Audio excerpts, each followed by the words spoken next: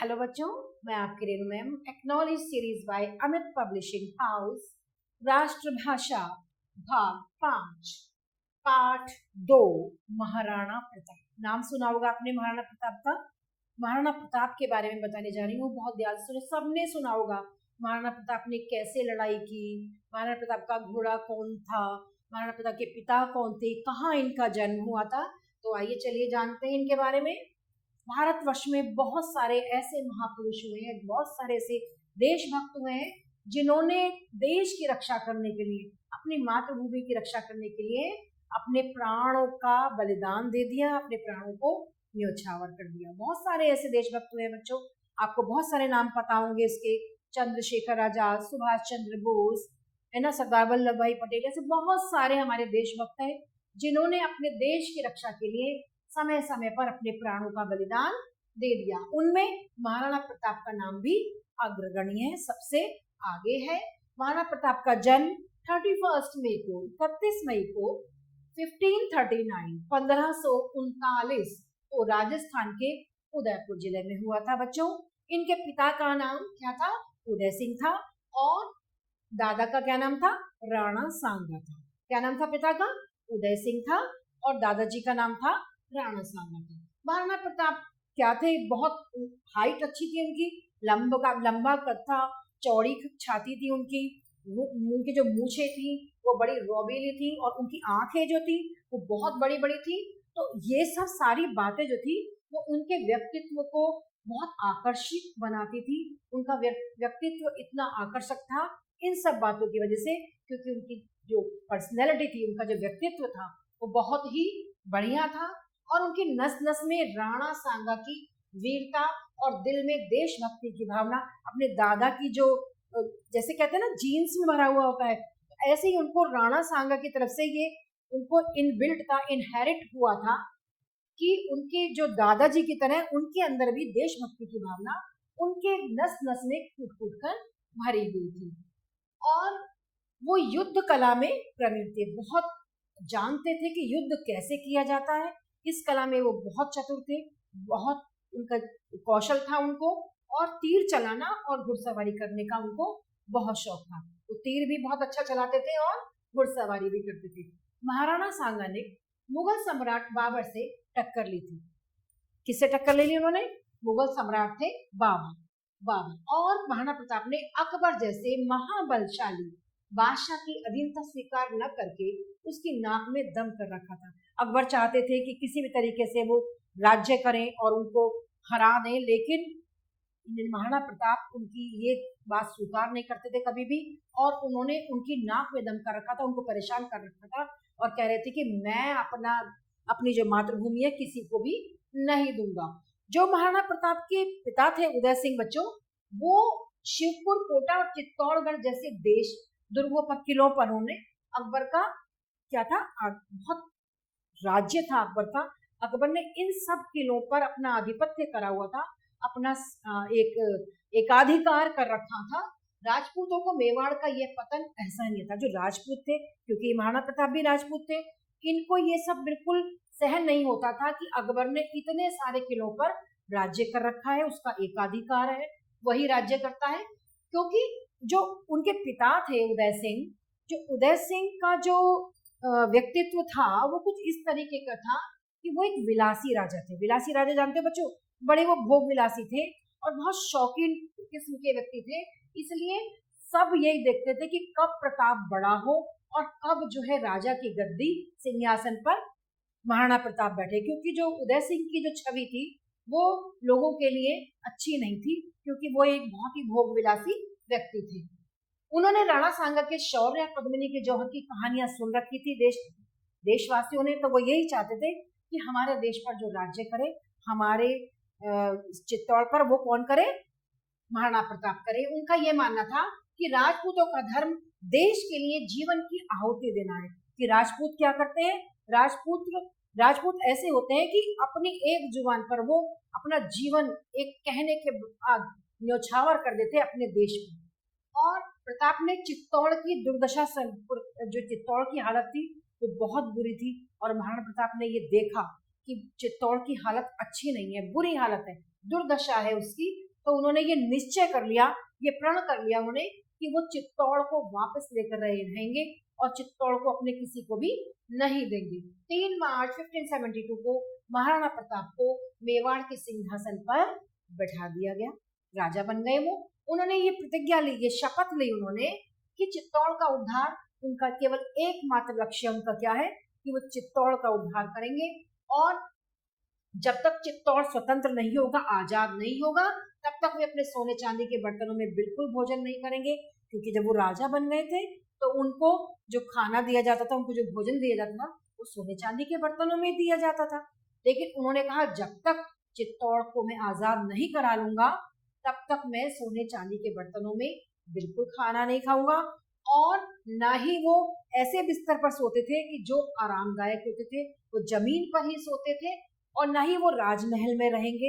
ये उनकी प्रतिज्ञा थी कि जब तक मेरा चित्तौड़ मुझे वापस नहीं मिल जाएगा, मैं ऐसा नहीं करूंगा। तो उन्होंने अपना सारा जीवन देश की शान, देश की धर्म और आन जाति के लिए, उसके देश के सम्मान की रक्षा करने के लिए जंगलों और पहाड़ों में उन्होंने अपना जीवन व्यतीत कर दिया। एक बार अकबर के सेनापति कौन थे? मान सिंह। मान सिंह के मन में ये विचार आया कि महाराणा प्रताप से वो मिल ले, और शायद उनकी मान मर्यादा से जब वो मिलेंगे उनसे, तो शायद उनसे वो प्रभावित होकर महाराणा प्रताप और उनसे अकबर से वो दोस्ती कर ले, मान जाए वो किसी तरीके से। लेकिन इतिहासकार कहते हैं हमारे कि मान सिंह ने महाराणा प्रताप को समझाने का बहुत प्रयास किया, बहुत कोशिश की कि वो मान जाए और अकबर से लड़ाई ना करे, उनसे मित्रता कर ले, लेकिन महाराणा प्रताप ने नहीं मानी। और अकबर जो उन्होंने, मान सिंह ने ये भी बताया उनको कि अकबर बहुत हिंदुओं का भला करने वाले हैं और हिंदुओं के हितैषी हैं वो, लेकिन वो उनसे महाराणा प्रताप बिल्कुल भी नहीं माने, और उन्होंने अपनी बात पर अडिग रहे कि मैं तो अपनी चित्तौड़ को अकबर से आजाद कराकर ही रहूंगा। महाराणा प्रताप का ऐसा उत्तर सुनकर जब उन्होंने मना कर दिया कि वो नहीं करेंगे मित्रता, तो मान सिंह बिल्कुल चुप हो गए। उनको लगा कि ये तो मान ही नहीं रहे किसी भी तरह से, परंतु भोजन का निमंत्रण उन्होंने जो दिया था वो उन्होंने स्वीकार कर लिया। उसके लिए वो भोजन पर आए, तो स्वागत के लिए महाराणा प्रताप ने को ना पाकर, जब वो आए भोजन करने के लिए, तो राजा महाराणा प्रताप जो थे वो वहां नहीं आए। उनको ना देखकर वो आश्चर्यचकित रह गए कि मुझे भोजन पर बुलाया है और महाराणा प्रताप खुद ही नहीं आए। पूछने पर पहले तो सिर दर्द का उन्होंने बहाना बना दिया महाराणा प्रताप ने कि मेरे सिर में दर्द हो रहा है। फिर उन्होंने ये कह दिया कि जिसने तुर्कों से रोटी बेटी का संबंध किया है, मैं ऐसे व्यक्ति के साथ भोजन और करना अपना अपने कुल का अपमान समझता हूँ। उन्होंने कहा कि जिस व्यक्ति ने मुगल बादशाहों के साथ अपनी दोस्ती कर रखी है, उनके साथ मैं भोजन बिल्कुल भी नहीं करूंगा। इस पर अपमानित होकर मान सिंह ने क्या किया कि मैंने तुम्हारे सम्मान के लिए अपने मान को छोड़ दिया और मैंने तुम्हारा भोजन का निमंत्रण स्वीकार किया, तब भी तुमने मेरे को ऐसा कह दिया। अब तुम्हारा मैं मान वर्धन ना करूं तो मेरा नाम मान सिंह नहीं है। मान सिंह को इस पर क्रोध आ गया। उन्होंने कहा मैंने तो तुम्हारा इतना सम्मान किया, तुमने मेरा अपमान करने के बाद भी मैंने तुम्हारा भोजन का निमंत्रण स्वीकार किया और यहाँ आया, और एक तो आप आए नहीं मेरे को भोजन पर बुलाने पर, और जब आए तो आपने ये कह दिया कि तुर्कों के साथ तुमने मिली भगत कर रखी है, उनके साथ मिले हो, इसलिए मैं उनको कभी भी सम्मान नहीं दूंगा। तो इससे मुझे बहुत हताहत हुआ हूँ, मैं बहुत दुखी हुआ हूँ। मैं अब तुम्हारा ये करूंगा, हश्र ये कर दूंगा कि मैं युद्ध भूमि में अब मैं तुम्हारा स्वागत तलवार से ही करूंगा। अब मैं तुमसे कहाँ मिलूंगा? युद्ध भूमि में मिलूंगा। ऐसा किसने कहा? मान सिंह ने कहा। मान सिंह को अपमानित देखकर अकबर ने राणा प्रताप को नीचा दिखाना चाहा। अकबर ने सोचा कि अब मैं महाराणा प्रताप को नीचा दिखा दूं, क्योंकि मान सिंह तो अब अपमानित हो गया है। लेकिन मान सिंह के सेनापतित्व में मुगलों ने मेवाड़ पर आक्रमण कर दिया। कहाँ आक्रमण कर दिया? मेवाड़ पर आक्रमण कर दिया। राणा प्रताप के पास केवल बहुत ही थोड़े से सैनिक थे, मुट्ठी भर, बहुत थोड़े से सैनिक थे। लेकिन 18 जून 1576 को हल्दी घाटी में घोर युद्ध हुआ। बहुत ज्यादा युद्ध शुरू हो गया। राजपूतों ने मुगलों को युद्ध में लोहे के चने चबा दिए। जो राजपूत थे, जो महाराणा प्रताप के साइड के लोग थे, उन्होंने मुगलों से उनको युद्ध में बहुत पराजित कर दिया, उनको लोहे के चने चबा दिए, उनको हरा दिया। इसी युद्ध में जब राणा ने एड़ लगाई घोड़े पर, अपने चेतक पर, तो उनका जो घोड़ा था चेतक, तो जब वो नाला पार कर रहा था तो वो पहले क्या हुआ, मानसिंह का जो हाथी था उस हाथी पर उछल पड़ा, और जैसे ही अगले टाप हाथी के मस्तक पर पड़े, उस चेतक के, उस घोड़े के, तो महाराणा ने मानसिंह पर क्या कर दिया, भाले से वार कर दिया और मान सिंह जो हौद बनी हुई थी पानी की वहां पर वो उसमें झुक गया और हाथी उसे लेकर उसको मान सिंह को लेकर हाथी वहां से भाग गया। हाथी की सूंड के वार ने चेतक को घायल कर दिया था और हल्दी घाटी से एक थोड़ी ही दूर जाकर लगभग 1 किलोमीटर के करीब जाकर बलीचा गांव के पास एक नाला पार करते समय चेतक ने अपने प्राण त्याग दिए। चेतक वीर गति को प्राप्त हुआ लेकिन वो काफी समय तक महाराणा प्रताप के साथ लड़ता रहा और हल्दी घाटी के युद्ध के बाद राणा प्रताप ने सोचा कि पहाड़ियों में मैं अपना शिविर बना लूं। एक टेंट लगाकर उन्होंने एक शिविर बना लिया।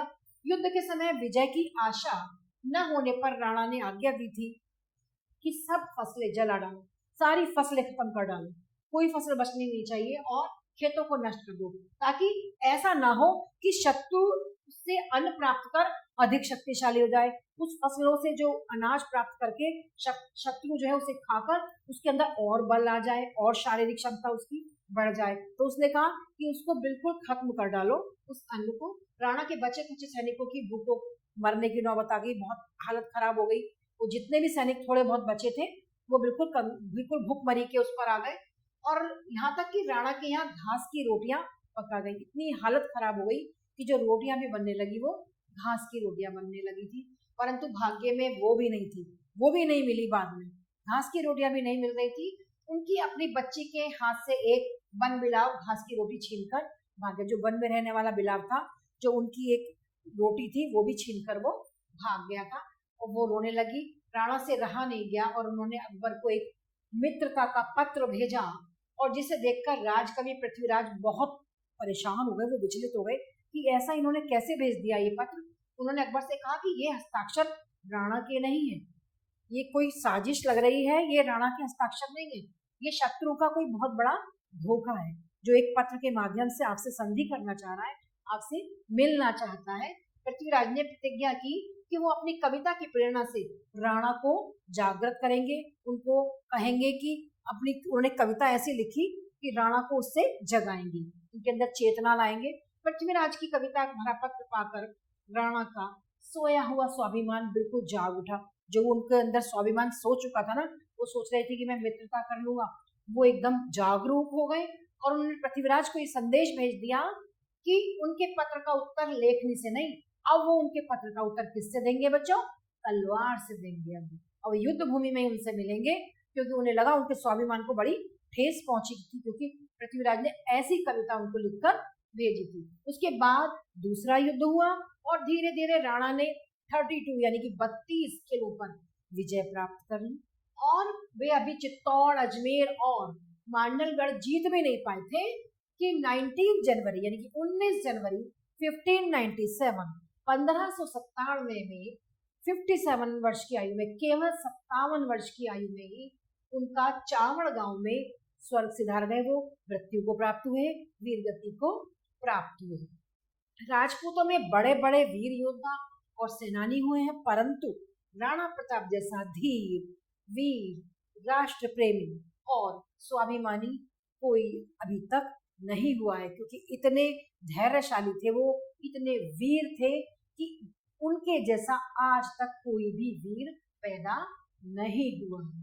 तो बच्चों, आपने जाना ये महाराणा प्रताप के बारे में कि किस प्रकार उन्होंने कितनी परेशानियों के बाद भी शिविर में रह रहे थे, घास की रोटियां खा रहे थे, लेकिन उन्हें युद्ध करना नहीं छोड़ा और वो अंत समय तक भी युद्ध करते रहे। यहाँ तक कि उनका घोड़ा चेतक जो प्रिय, जो युद्ध में हमेशा उनके साथ रहता था, उसने भी उनका साथ छोड़ दिया, लेकिन उन्होंने हार नहीं मानी और वो अंत समय तक 57 वर्ष की आयु तक युद्ध करते रहे और 57 वर्ष की आयु में ही उनका देहावसान हो गया। तो ये था हमारा पाठ बच्चों, महाराणा प्रताप। इस पाठ से संबंधित कुछ अभ्यास कार्य है जो हम करते हैं। पाठ में आए हुए बच्चों कुछ प्रश्न उत्तर है, आप उनका उत्तर देंगे। पहला प्रश्न क्या है, देखिए पहला है महाराणा प्रताप के पिता और दादा का नाम बताओ। बताइए, महाराणा प्रताप के पिता का क्या नाम था? उदय सिंह। और दादाजी का नाम क्या था? राणा सांगा। दूसरा प्रश्न है बच्चों, महाराणा प्रताप को कौन कौन सी बातें आकर्षक बनाती थी? उनका जो व्यक्तित्व था, उनकी चौड़ी छाती, उनकी रौबदार मूछें, उनकी बड़ी बड़ी आंखें, उनके व्यक्तित्व को और अधिक आकर्षक बनाती थी। नेक्स्ट प्रश्न है बच्चों, सबकी दृष्टि महाराणा पर उनके बचपन से ही थी। क्यों? क्योंकि जो उनके पिता उदय सिंह थे वो बड़े विलासी थे, भोग विलासी थे। जनता उनसे बहुत ज्यादा खुश नहीं थी, तो वो यही उम्मीद करते थे कि जब महाराणा प्रताप बड़े होंगे तब वो इस गद्दी पर बैठे, इस सिंहासन पर बैठे और हमारे राजा बने। उनकी यही इच्छा थी, क्योंकि जो उदय सिंह थे वो भोग विलासी राजा थे, वो जनता पर, प्रजा पर बहुत ध्यान नहीं देते थे, इसलिए जनता बहुत दुखी थी उनसे और वो यही चाहती थी कि महाराणा प्रताप हमारे राजा बने। तो इस प्रकार बच्चों हमने पाठ में आए हुए कुछ प्रश्न, मौखिक प्रश्न और उनके उत्तरों के बारे में जाना। ये आपको समझ में आया होगा। नेक्स्ट हमारी एक्सरसाइज है बच्चों, अभ्यास कार्य 2, सही उत्तर पर सही का निशान लगाइए। इसमें बच्चों हर प्रश्न के 4 विकल्प दिए हुए हैं, 4 में से जो विकल्प सही होगा हमें उस पर सही का निशान लगाना है। जैसे पहला है, महाराणा प्रताप का जन्म कहाँ हुआ था? भोपाल में, दिल्ली में, उदयपुर में या इनमें से कहीं नहीं। कहाँ हुआ था उनका जन्म? उदयपुर में हुआ था, राइट, उदयपुर में। तो हम यहाँ थर्ड वाले जो प्रश्न पर इसको रंगीन कर देंगे, यहाँ पर जो सर्कल बनाया हुआ है। नेक्स्ट है बच्चों, वे किस कला में प्रवीण थी? युद्ध कला में, नृत्य कला में, गायन कला में या इनमें से कोई नहीं। किस कला में प्रवीण थे वो? युद्ध कला में प्रवीण थे। तो यहाँ हम नंबर 1 पर उसको रंगीन कर देंगे गोले को। नेक्स्ट है बच्चों, हल्दी घाटी के युद्ध के पश्चात राणा प्रताप ने कहाँ की पहाड़ियों में अपना शिविर बनाया? कहाँ की पहाड़ियों में बनाया? नेपाल की या कश्मीर की या सोधा की या इनमें से कोई नहीं। कहाँ की पहाड़ियों में बनाया था? सोधा की पहाड़ियों में बनाया था। तो यहाँ हम थर्ड नंबर पर सही का निशान लगाएंगे और थर्ड नंबर पे ही इस गोले को हम रंगीन कर देंगे। ठीक है। नेक्स्ट है बच्चों, महाराणा प्रताप कौन थे? मुगल थे या राजपूत थे या ब्राह्मण थे या इनमें से कोई नहीं थे? अभी आपने पाठ पढ़ा, आपको पता लगा होगा कौन थे वो? राजपूत थे। तो यहाँ हम सेकंड वाले गोले को रंगीन कर देंगे। ठीक है बच्चों, इस प्रकार हमने पाठ में आए हुए सही उत्तर पर सही का निशान लगाया। नेक्स्ट हमारी एक्सरसाइज है बच्चों, रिक्त स्थानों की पूर्ति करो। अपनी मातृभूमि की रक्षा के लिए अपने प्राण न्यौछावर करने वालों में महाराणा प्रताप का नाम क्या है? अग्रगण्य है, अग्रगण्य है। नेक्स्ट है बच्चों, तीर चलाना और डैश करना महाराणा प्रताप के, तीर चलाना और घुड़सवारी करना महाराणा प्रताप के शौक थे ना। नेक्स्ट है बच्चों, महाराणा का उत्तर सुनकर मानसिंह चुप हो गए, परंतु भोजन का क्या स्वीकार कर लिया? निमंत्रण स्वीकार कर लिया उन्होंने। उन्हें लगा कि किसी भी तरह से ये मान जाए और अकबर में इनमें संधि हो जाए। नेक्स्ट बच्चों, मानसिंह को डैश देखकर डैश ने राणा को नीचा दिखाना चाहा। मानसिंह को अपमानित देखकर, यही था ना, अपमानित देखकर डैश ने अकबर ने राणा को नीचा दिखाना चाहा। उसने कहा कि अब ये मानसिंह अपमानित हो गया तो अब मैं राणा को नीचा दिखाना चाहता हूँ। राणा के बचे खुचे डैश की भूखों मरने की डैश आ गई। राणा के बचे खुचे सैनिकों की भूखों मरने की क्या आ गई? नौबत आ गई।